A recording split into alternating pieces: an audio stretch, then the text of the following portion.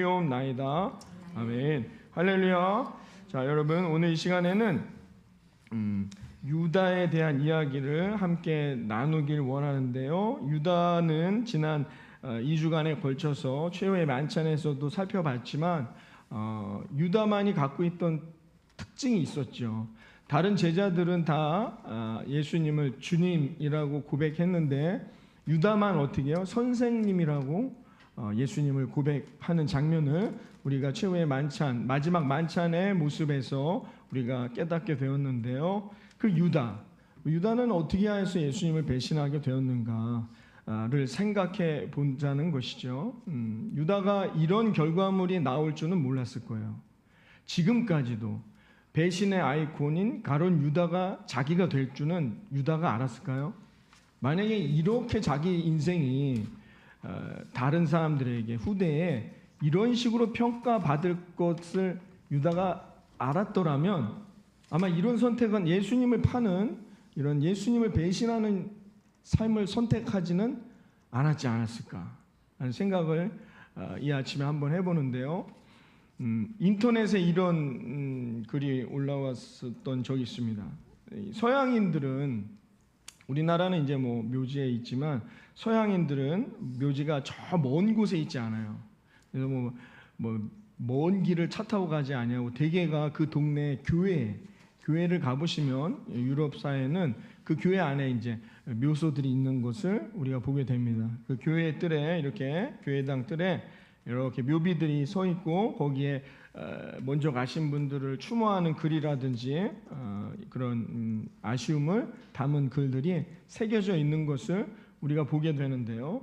어떤 한 청년이 이 묘지에 들어가게 됐어요. 그래서 우연히 그 묘지에 어떤 글들이 있는지 그 묘비명을 이렇게 보게 되었다는 것입니다. 그런데 그 묘비의 어떤 글 앞에서 이렇게 멈춰서게 되었습니다. 너무 좀 흥미롭고 재미있는 글이 기록되어 있었던 거죠. 어떤 글이었느냐? 그 묘비명에 이렇게 기록되어 있었습니다. 나도 전에는 당신처럼 그 자리에 그렇게 서 있었어 라는 글이었습니다. 그래서 씩 웃음을 지어 보였는데요. 그 다음에 있는 묘비를 이렇게 보았더니 그 묘비에 이렇게 쓰여 있었습니다.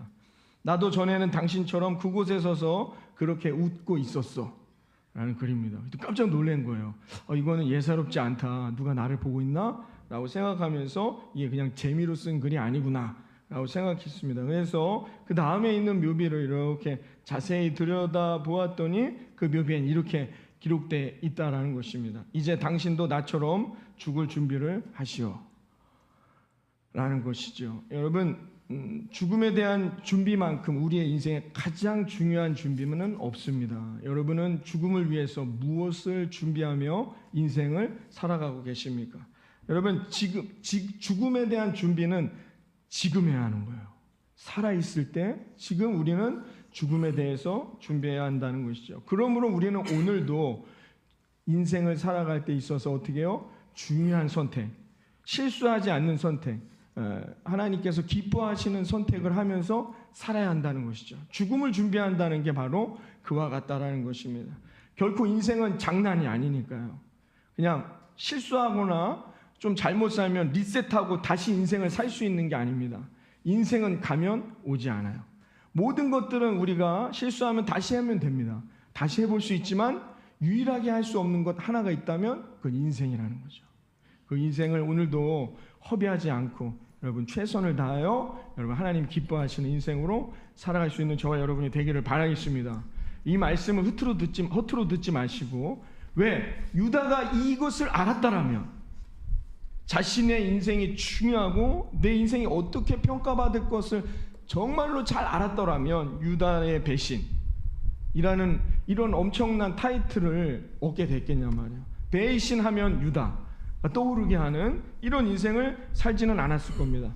유다가 오늘 예수님을 판 것도 어쩌면 그가 자신의 인생에서 아주 중요한 선택을 한 거예요. 이것만이 최선이라고 생각했을지도 몰라요. 이렇게 해야만이 왜? 유다가 예수님을 3년을 따라다녀 봤는데 자기가 계획했던 대로 가지 않는 거예요. 예수님을 따르면 유다가 생각하기를 어떤 생각을 가졌는지는 모르나 어찌됐건 지금의 이 모습은 아니었던 것 같아요. 그래서 유다는 결국엔 어떻게 해요? 예수님을 배신하고 예수님을 팔 계획을 세우게 되었다는 것입니다. 왜? 예수님을 따라갔던 3년이 별로 자신의 인생에 유익하다고 느껴지지가 않았던 것 같아요. 결국엔 그렇게 예수님을 팔아버리고 가룟 유다는 어떻게 해요? 자기 자신을, 내 목숨을 스스로 끊어버리는 비참한 인생으로 자신의 인생을 마감할 수밖에 없었다는 겁니다. 그리고 지금까지도 온 인류에게 배신의 아이콘으로 가룟 유다는 자신의 인생을 자리매김하게 되었다는 것입니다. 예수를 넘겨주는 이 행위, 이것은 곧 우상 숭배인 것이죠. 예수님을 넘겨준다는 것, 결국 유다의 배신은 우리에게 이 유다의 배신이 우상을 숭배하는 것과 관련이 있다라는 것을 우리에게 말씀하고 있다는 것입니다. 예수님을 배신하는 행위는 곧 우상 숭배라는 것입니다. 여러분, 예수님을 배신하기로 결정한 유다의 모습이 오늘 본문에 나오는데요. 이 본문을 읽다 보면 참 기가 막힌 내용임을 우리가 알 수 있어요. 오늘 26장 15절 말씀인데요. 26장 15절에 있는 말씀을 함께 보도록 하겠습니다. 내가 예수를 너희에게 넘겨주리니 얼마나 주려느냐 하니 그들이 은 30을 달아주거늘.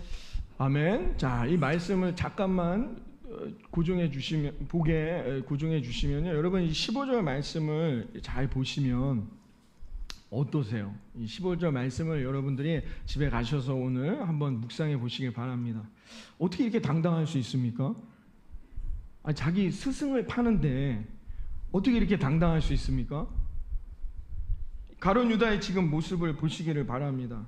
여러분, 어떻게 자기의 물건을 팔듯이, 오늘 이 15절 말씀을 잘 보시면 가룟 유다가 무슨 컵을 팔듯이, 어떤 물건을 팔듯이 흥정하고 있는 모습이 나오고 있습니다.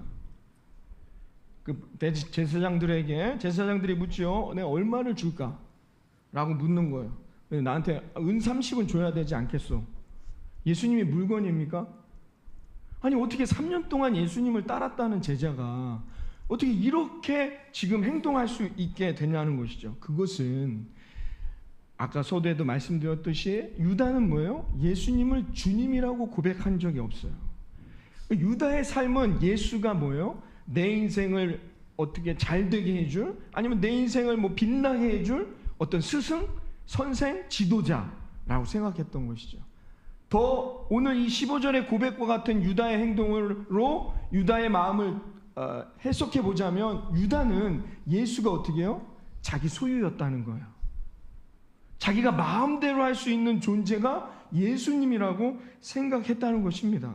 이것이 유다가 예수님을 팔 수밖에 없는, 배신할 수밖에 없는 이런 행위로 귀결될 수밖에 없었다는 것입니다. 여러분, 예수를 파는 행위란 무엇일까요? 예수님을 배신한다는 것은 무엇일까요? 그것은 예수를 주로 고백하지 않는 것입니다. 예수님을 주라고 고백하지 하는 것이 없는 것, 고백하지 못하는 것, 이게 다 뭐예요? 이게 예수를 파는 거예요. 예수님이 주인된 사람은, 예수님이 내 인생의 주인된 사람을 어떻게 자기 마음대로 합니까? 종이. 그러나 예수가 나의 소유가 되는 거예요. 왜? 예수님은 나의 주님이 아니니까. 그렇기 때문에 이런 행위를 할 수 있다라는 것을 오늘 본문을 통해서 알 수 있습니다.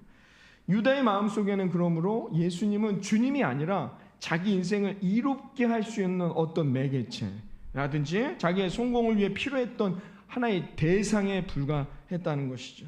그런데 그 성공이 이루어지지 않으니까, 자신의 계획과 욕망이 채워지지 않으니까 어떻게 해요? 이렇게 마땅하게 아무 생각 없이 이렇게 예수님을 팔려는 생각을, 그 행위를 갖게 되었다는 것입니다. 여러분, 인도에서 제일 무서운 동물이 뭔지 아십니까? 코브라라고 합니다. 코브라. 1년에 인도에서 코브라에 물려 죽는 사람이 한 3만 명 된대요. 너무 많죠. 상상하기 불가능한, 그냥 코브라에 물려 죽는 거예요. 그래서 인도 정부에서 이 문제를 어떻게 해결하면 좋을까 고민하다가 이 인도 정부에서 사람들에게 코브라를 잡아오면 포상금을 주는 방식으로 이 일을 해결하려고 했어요. 그러면 사람들이 많이 잡아오면 코브라의 개체수가 줄겠지라고 생각했습니다. 근데 사람들이 코브라를 많이 잡아왔습니다. 그래서 인명피해가 줄어들기는 시작했어요. 그러면 어느 정도 시간이 지나면 이 코브라의 수가 줄어야 되잖아요. 근데 잡아오는 숫자가 평균적으로 똑같은 거예요. 해가 지나도 뭐 만약에 300마리다. 그럼 그 다음에 해도 300마리인 거예요. 계속 300마리. 사람이 물려 죽는 횟수는 줄어드는데 코브라의 수는 줄지를 않는 거예요. 그래서 이 정부가 왜 이런 일이 있을까 하고 조사를 해보았더니 사람들이 코브라를 팔면 정부에서 돈이 된다고 생각을 하니까 집에서 코브라를 키우기 시작합니다. 그래서 키우면서 어느 시간이 지나면 코브라를 정부에 갖다 주고 코브라를 갖다 주고 돈을 받게 되었던 것이죠. 이것을 알게 되고는 정부에서 이제는 가져와도 돈을 주지 않겠다 했더니 그 코브라들을 다 풀어서 결국에 더 많은 사람들이 물려 죽게 되고 말았다는 것입니다. 여러분, 코브라를 잡는 이유가 사람들이 위험해지지 않기 위함이었는데 사람이 돈에 눈이 어두워지니까 어떻게 해요? 사람을 더욱 죽게 만들었다는 것이죠. 여러분, 우리가 오늘도 이 아침 이 자리에 모여 있는 이유는 예수님을 믿기 위함이죠. 우리가 그 예수님의 뜻대로 살아가겠다고 고백하기 위해 오늘 이 예배 자리에 달려왔는데 예수님을 믿는다고 하면서도 우리는 여전히 예수님으로부터 무엇인가를 얻으려 하고 있지는 않은지 오늘 이 아침 이 유다의 배신을 통하여서 우리의 마음을 점검해 보아야 한다는 것입니다. 이건 아주 중요한 것이죠. 유다는 여러분 예수님을 따라다니면서 이 사람이 어떤 사람이냐, 이 과격한 파에 속해 있는 사람이었습니다. 그래서 힘으로 정치로 이 로마를 전복시키리라라는 그런 생각을 갖고 있는 사람이었어요. 가룟 유다라는 사람이. 그래서 이 사람은 어떻게 해요? 그러려면 예수님을 따라 예수님을 리더로 세워야 된다고 생각했던 것이죠. 그런데 그게 안 돼요. 자꾸 이상한 말만 하시는 거예요. 구원을 얻기 위해 너희의 죄를 회개해라. 너희는 오늘도 죄인이다. 이제 천국에 가까이 왔다. 뭐 이런 말씀. 자꾸 자기의 뜻과 자기의 생각과 맞지 않은 것들을 이야기하고 계셨다는 겁니다. 그러니까 예수님을 포기한 거예요. 자기의 인생이 만족스럽지 못하니까 예수님을 포기하기에 이르렀다는 것입니다. 왜냐? 유다에겐 예수님은 주님이 아니었기 때문인 것이죠. 유다에게 예수님은 그저 선생이었던 거예요. 자기를 만족시킬 도구에 불과했다는 것입니다. 사랑하는 예수님만 구주교회 성도 여러분, 오늘 이 아침 예수는 나에게 누구십니까? 저와 여러분에게 예수님이 누구인지 이 아침 이 사순절 세 번째 주간 가룟 유다의 이 모습을 보면서 우리가 내 마음을 점검하는 이 아침이 되기를 바랍니다. 요한복음 13장 2절에 이렇게 가룟 유다에 대해서 평가하고 있습니다. 봅니다. 요한복음 13장 2절. 마귀가 벌써 시몬의 아들 가룟 유다의 마음에 예수를 팔려는 생각을 넣었더라. 아멘. 여러분, 예수님을 팔아야겠다는 생각은 사탄이 되었던 그 뱀이 순간 유다의 마음에 침투하게 되었다는 것입니다. 사탄이 그 마음에 들어왔을 때 그 인생이 예수님을 팔려는 아주 비참한 비열한 인생이 되고 말았다는 것이죠. 그가 주님께 속한 사람이 아니게 된 것입니다. 예수님을 판 이후에 유다는 어떻게 됐겠습니까? 물론 그 돈을 돌려주며 호기롭게 뒤돌아섰지만 결국 자살로 끝나는 인생이 되고 말았어요. 왜? 사람들이 손가락질하죠. 자기 스승을 팔아버린 놈이라고 그의 인생을 조롱하게 되었던 것입니다. 비참한 인생의 말로가 되었던 것이죠. 누가요? 유다를 파는 행위를 하는 사람들, 즉 우상 숭배자들을 말하는 것입니다. 그 인생은 비참한 말로로 끊어지게 되고 마는 것입니다. 예수를 넘겨주려고 그리고 얻으려 했던 그 이익들, 이것들을 우리는 다 내려놓아야 한다는 것입니다. 사랑하는 예수님만 구주교회 성도 여러분, 오늘 이 사순절을 보내는 이 아침 예수님을 온전히 따라갈 수 있는 저와 여러분 되기를 바랍니다. 그 길은 목마름의 길이 될 수도 있어요. 그 길은 때로는 고난과 아픔과 염려의 길이 될 수도 있습니다. 그러나 우리가 정말 예수를 나의 주님으로 여긴다면 우리는 그 길을 포기하지 말고 달려가야 한다는 것이죠. 그게 참된 제자들의 모습이 되는 것입니다. 그렇지 아니하면 우리는 언제나 유다와 같이 무너지는 인생, 비참한 인생으로 끝나게 될 것입니다. 존 비비어의 영적 무기력 깨기라는 책에 보면 우상 숭배에 대한 이야기를 이렇게 기록해 놨습니다. 어느 날 아침 대접에 시리얼을 부으려다가 있었던 일이 기억난다. 나는 아침 식사로 시리얼을 정말 좋아한다. 그런데 그날 아침, 오늘 아침은 금식해라는 하나님의 속삭임이 들렸다. 그때 시리얼을 보며 침을 질질 흘렸던 기억이 난다. 주님, 다음 주에 사흘간 금식을 할게요. 오늘만 봐주세요. 하나님의 명령에 거역하기 위한 또 다른 구차한 핑계를 나는 대고 있었다. 그 일로 하나님은 내 삶 속에서 음식이 하나의 우상임을 똑똑히 보여주셨다. 식욕이 하나님의 임재와 말씀을 향한 욕구를 앞지른 덕분에 나는 그분과 함께할 귀중한 기회를 놓치고 말았던 것이다. 사랑하는 여러분, 구차한 핑계, 심지어는 황당한 핑계를 대면서 우리는 신앙생활을 할 수 있습니다. 우리의 인생에서 예수님을 주로 고백하지 못하는 동안엔 저와 여러분 누구나가 언제든지 우상 숭배의 가능성이 열려 있다는 것이죠. 정직하게 우리의 삶에서 오늘 이 아침 예수님을 나의 주로 고백하는 인생이 되시기를 주님의 이름으로 축원합니다. 인생에 무엇을 해도 그런 인생은 흔들리지 않아요. 예수님이 나의 인생의 주님 되는 인생. 어떤 삶을 살아도 이제 한 주간 세상에 나가 여러분의 삶을 살아가시더라도 그 누구도 예수님이 나의 주님 되는 인생은 절대로 사탄의 유혹, 사탄이 내 마음을 지배하지 못하며 우상 숭배하지 못하고 승리의 열매를 얻게 될 거라 믿습니다. 이 사순절 세 번째 주간 저와 여러분의 인생이 이런 하나님을 예수님을 주님으로 고백하며 예수 그리스도의 십자가를 붙들고 나아갈 때마다 여러분 그 아름다운 승리의 면류관을 쓰는 저와 여러분이 되시기를 바라겠습니다. 여러분 그러므로 오늘 이 아침 예수를 따르는 우리들은 도대체 누구인지 내 자신을 점검하고 돌아볼 필요가 있다는 것이죠. 우린 기독교인이라고 하는데요, 제가 늘 말씀드리지만 기독교인이라는 표현은 별로 좋지 않습니다. 확 와닿지가 않아요. 기독교가 뭡니까? 우린 그리스도교인입니다. 우리는 그리스도교인이지 기독교인이 아닙니다. 기독교는 이제 한국적으로 표현한 것이죠. 이걸 번역해서 그리스도교라는 뜻을 이것을 어떻게 해요? 한국식으로 번역해서 표현한 거예요. 이 기독교라는 뜻이죠. 이거는 뭐예요? 그리스도교인이죠.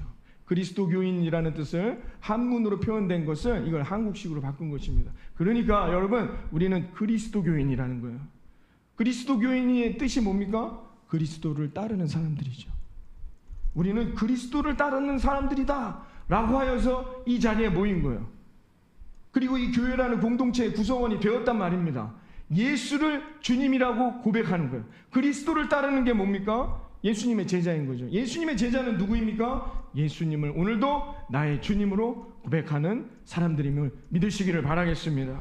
여러분 이 말씀을 우리가 받아야 하는 것이죠. 오늘 본문이 아주 흥미로운 내용을 기록하고 있어요. 14절에 마태복음 26장 14절에 보시면 이렇게 나와 있는데요. 봅니다. 그때에 12 중에 하나인 가룟 유다라 하는 자가 대제사장들에게 가서 말하되.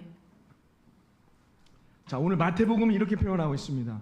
그냥 예수님의 제자 중 하나인 가룟 유다라고 표현하지 않고 오늘 14절에 뭐라고요? 제자 12명 중에 하나라는 거죠. 가룟 유다는 그 12명 중에 하나라는 거예요. 가룟 유다만이 예수님을 배신한 게 아니라 나머지 11명도 배신자라는 얘기입니다. 12명 중에 한 명일 뿐이라는 뜻이에요. 오늘 이 14절에 그냥 예수님의 제자 중 하나가 아니라 12명 중에 하나라는 것입니다.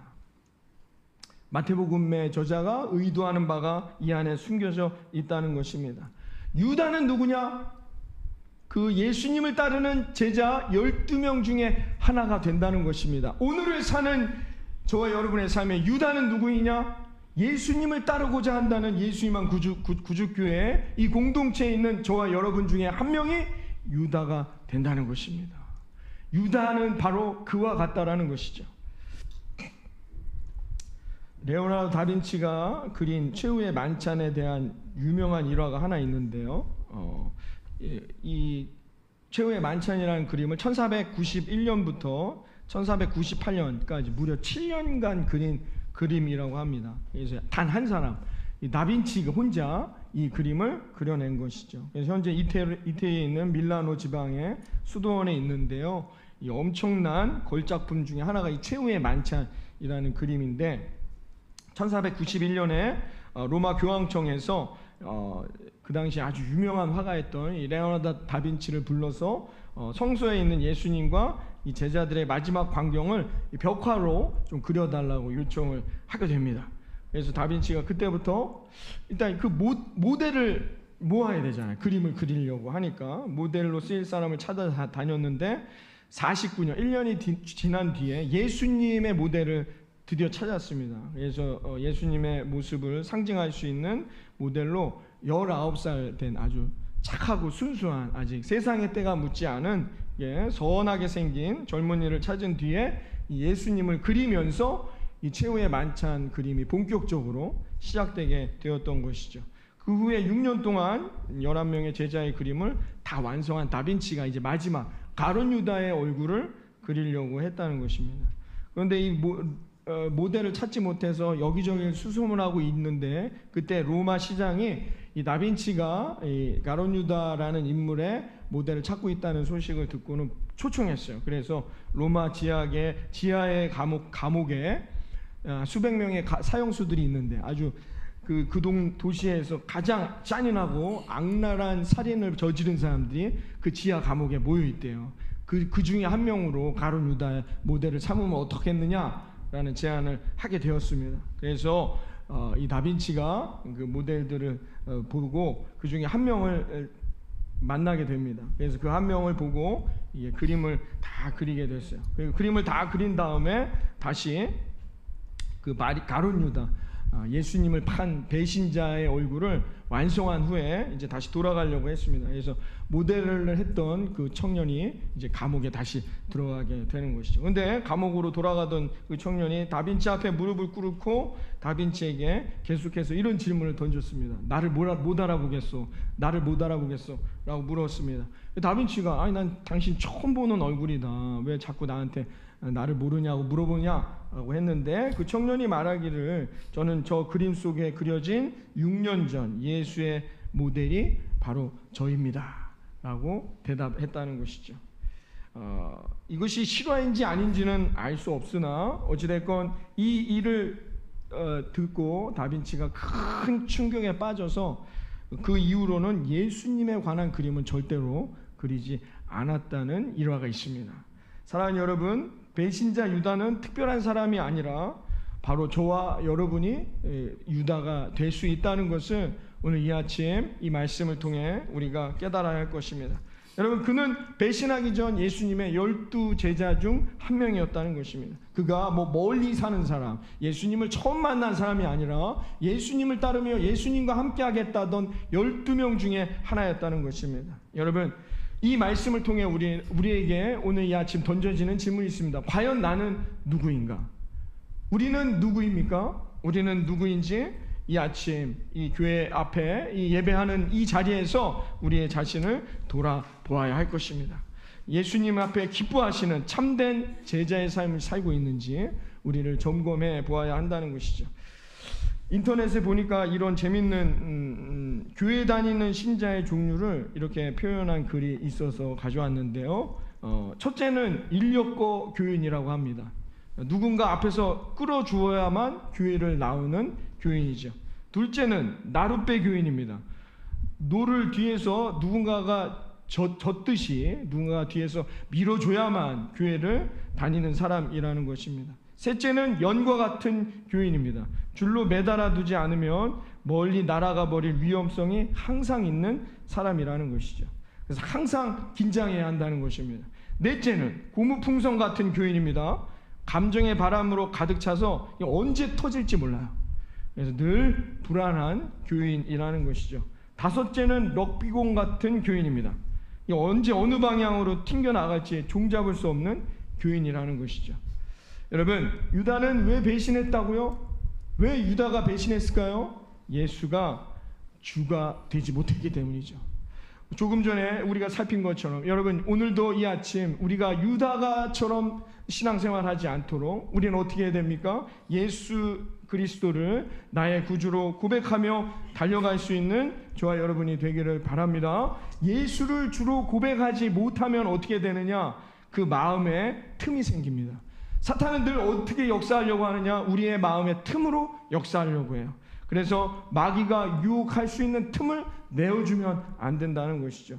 그러기 위해 우리는 오늘도 자연스럽게 늘 언제나 예수는 나의 그리스도, 예수는 나의 주라는 이 믿음의 고백이 늘 고백돼야 한다는 거예요. 그래야 오늘도 사탄의 역사 가운데 휘둘리지 않고 하나님이 기뻐하시는 믿음의 자리 위에 놀라운 기적의 열매들을 경험해 나아갈 수 있게 되기 때문인 것입니다. 그래서 우리가 늘 그러는 것처럼 우리가 오늘도 예배를 드리면서 우리가 찬양했지 않습니까? 예수는 그리스도, 예수는 주. 늘 이 찬양의 고백이 여러분의 신앙의 고백이 되어지기를 바라겠습니다. 그래야만이 어떻게 해요? 사탄이 역사할 수 없는 거예요. 사탄으로부터 우리를 지키며 오늘도 이 세상 가운데 한 주간 하나님이 기뻐하시는 아름다운 인생의 결과물들을 얻고 승리할 수 있게 된다는 것입니다. 사순절 오늘 이 아침이 바로 그 믿음의 고백을 하나님 앞에 드려지는 예수님이 나의 주님이십니다 라는 고백을 할 수 있는 이 아침 시간이 되시기를 바랍니다. 성찬을 통하여 예수 그리스도의 살과 피를 먹고 마시며 여러분이 믿음으로 예수님은 나의 주님이십니다. 이 고백을 통해 또 이 한 주간 세상에서 승리하고 돌아오는 저와 여러분 되어지기를 이 아침 주님의 이름으로 축원합니다. 이 시간 우리 함께 성찬을